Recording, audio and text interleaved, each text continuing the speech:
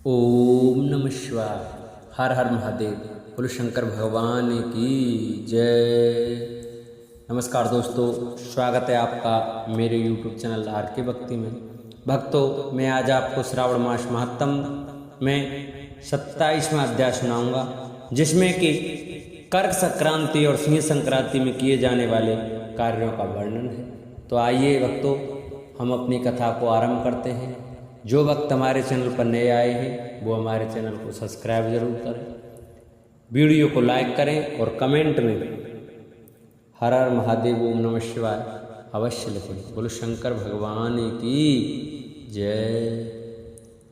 शंकर जी बोले, हे सनत कुमार, श्रावण मास में कर्क संक्रांति तथा सिंह संक्रांति आने पर उस समय जो कृत्य किए जाते हैं उन्हें भी मैं आपसे कहता हूँ।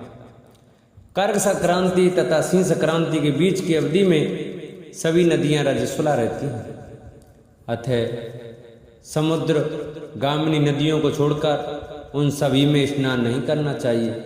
कुछ ऋषियों ने यह कहा है कि अगस्त्य के उदय पर्यंत ही वे रजस्वला रहती हैं। जब तक दक्षिण दिशा के आभूषण स्वरूप अगस्त्य उदित नहीं होते तभी तक वे नदियां रजस्वला रहती हैं और अल्प जल वाली कही जाती हैं। जो नदियां पृथ्वी पर ग्रीष्म ऋतु में सूख जाती हैं, वर्षा काल में जब तक 10 दिन न बीत जाएं तब तक उनमें स्नान नहीं करना चाहिए। जिन नदियों की गति स्वतः 8000 धनुष तक नहीं हो जाती तब तक वे नदी शब्द की संज्ञा वाली नहीं होती, अपितु वे गर्त कही जाती हैं। कर्क संक्रांति के प्रारंभ में 3 दिन तक महानदियां रजस्वला रहती हैं। ये स्त्रियों की भांति चौथे दिन शुद्ध हो जाती हैं। हे मुने, अब मैं महानदियों को बताऊंगा, आप सावधान होकर सुनिए। गोदावरी, भीमरथी, तुंगभद्रा, बैनका, तापी, पयोष्णी, ये 6 नदियां बिंद के दक्षिण में कही गई हैं। भागीरथी, नर्मदा, यमुना, सरस्वती, विशोका, विस्तता, ये 6 नदियां बिंद के उत्तर में कही गई हैं। ये 12 महानदियां देवर्षि क्षेत्र से उत्पन्न हुई हैं। हे मुनि, देवका, कावेरी, बंजरा, कृष्णा, ये महानदियां कर्क संक्रमण के प्रारंभ में 1 दिन तक रजस्वला रहती हैं। गौतमी नामक नदी के कर्क संक्रमण होने पर 3 दिनों तक रजस्वला रहती हैं। चंद्रभागा, सती, सिंधु, सरयू, नर्मदा, गंगा, यमुना, प्लक्षजाला, सरस्वती, ये जो नाद संज्ञा वाली नदियां हैं वे रजोदोष से युक्त नहीं होती। सोण, सिंधु, हिरण्य, कोकिल, आहित, घरघर और शत्रुद्र, ये 7 नाद पवित्र कहे गए हैं। धर्म द्रव्यमयी गंगा, पवित्र यमुना तथा सरस्वती, ये नदियां गुप्त रजोदोष वाली होती हैं, अतः ये सभी अवस्थाओं में निर्मल रहती हैं। जल का यह रजोदोष नदी तट पर रहने वालों को नहीं होता है। रजो धर्म में दूषित जल भी गंगा जल से पवित्र होता है। प्रसवावस्था वाली बकरियां, गाय, भैंसें व स्त्रियां और भूमि पर वृष्टि के प्रारंभ का जल, ये 10 रात व्यतीत होने पर शुद्ध हो जाते हैं। कुएं तथा बावली के अभाव में अन्य नदियों का जल अमृत होता है। रजो धर्म से दूषित काल में भी ग्राम भोग नहीं, नदी दोष में नहीं होती है।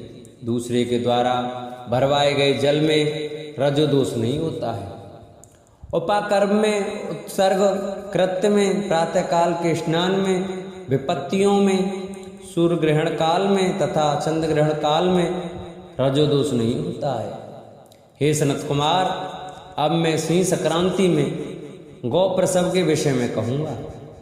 सिंह राशि में सूर्य के संक्रमण होने पर यदि गो प्रसव होता है तब जिसकी गाय प्रसव करती है उसकी मृत्यु 6 महीने में हो जाती है।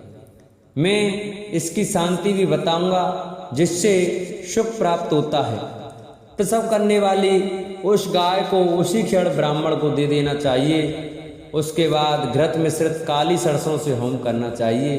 इसके बाद ब्याहतियों से घृत में सिक्त तिलों की 1008 आहुति डालनी चाहिए। उपवास रखकर विप्र को प्रयत्नपूर्वक दक्षिणा देनी चाहिए। सिंह राशि में सूर्य के प्रवेश करने पर जब गोष्ठ में गौ प्रसव होता है तब कोई अनिष्ट अवश्य होता है, अतः उसकी शांति के लिए शांति कर्म अनुष्ठान करना चाहिए।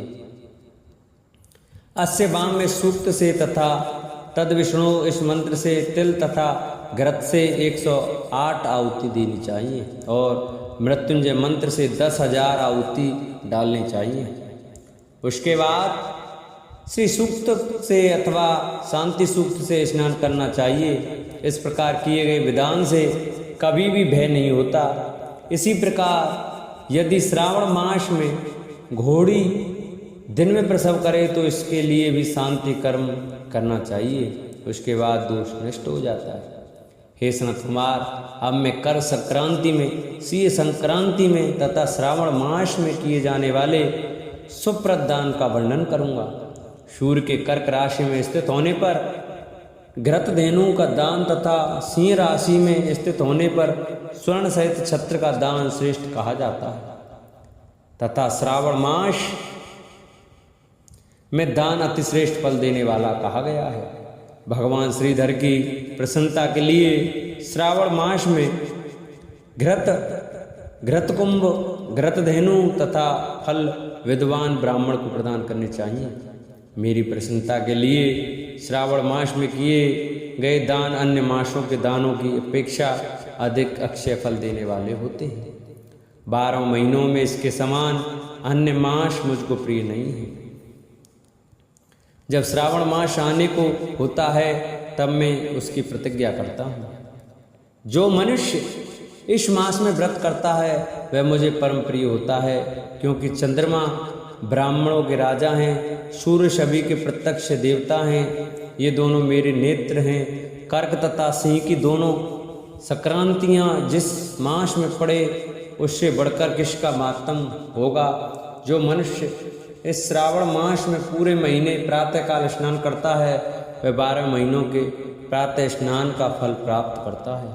यदि मनुष्य श्रावण मास में प्रातः स्नान नहीं करता है तो 12 महीनों में किए गए उनके स्नान का फल निष्फल हो जाता है। हे महादेव, हे दया सिंधु, मैं श्रावण मास में उषा काल में प्रातः स्नान करूँगा।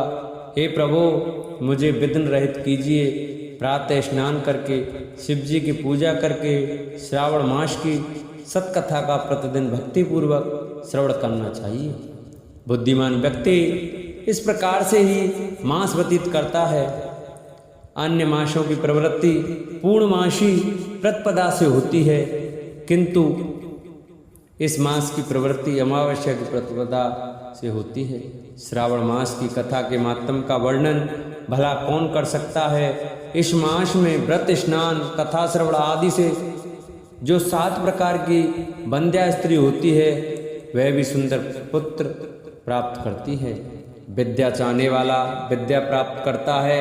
बल की कामना करने वाला बल प्राप्त करता है। रोगी आरोग्य प्राप्त कर लेता है। बंधन में पड़ा हुआ व्यक्ति बंधन से छूट जाता है। धन का अभिलाषी धन को पा लेता है। धर्म के प्रति मनुष्य का अनुराग हो जाता है तथा पत्नी की कामना करने वाला उत्तम पत्नी पाता है। हे मानव, अधिक कहने से क्या प्रयोजन।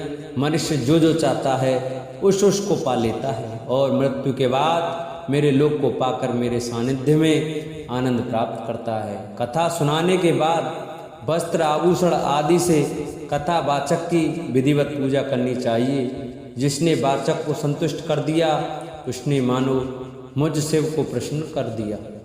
श्रावण मास का मातम सुनकर जो वाचक की पूजा नहीं करता, यमराज उसके कानों को छेदते हैं और दूसरे जन्म में बहरा होता है। अतः सामर्थ्य अनुसार वाचक की पूजा करनी चाहिए। जो मनुष्य उत्तम भक्ति के साथ इस श्रावण मास मातम का पाठ करता अथवा सुनाता है तथा दूसरों को सुनाता है, उसको अनंत पुण्य की प्राप्ति होती है। इस प्रकार श्री स्कंद पुराण के अंतर्गत ईश्वर सनत कुमार संवाद में श्रावण मास मातम में नदी, रजोदोष, सिंह, गौ प्रसव, सिंह कर्कट, श्रावण स्तुति वाचक पूजा कथन नामक 27वां अध्याय पूर्ण हुआ। बोलो शंकर भगवान की जय। द्वापर युग के आरंभ में महिमती नाम की एक नगरी थी जिसमें महिजीत नाम का राजा राज्य करता था। लेकिन पुत्रहीन होने के कारण राजा को राज्य सुखदायक नहीं लगता था। उसका मानना था कि जिसके संतान न हो उसके लिए यह लोक और परलोक दोनों ही दुखदायक होते हैं। पुत्र सुख की प्राप्ति के लिए राजा ने अनेक उपाय किए, परंतु राजा को पुत्र की प्राप्ति नहीं हुई। वृद्धावस्था आती देखकर राजा ने प्रजा के प्रतिनिधियों को बुलाया और कहा, हे प्रजाजनों, मेरे खजाने में अन्याय से उपार्जन किया हुआ धन नहीं है, न मैंने कभी देवताओं तथा ब्राह्मणों का धन छीना है। किसी दूसरे की धरोहर भी मैंने नहीं ली है। प्रजा को पुत्र के समान पालता रहा।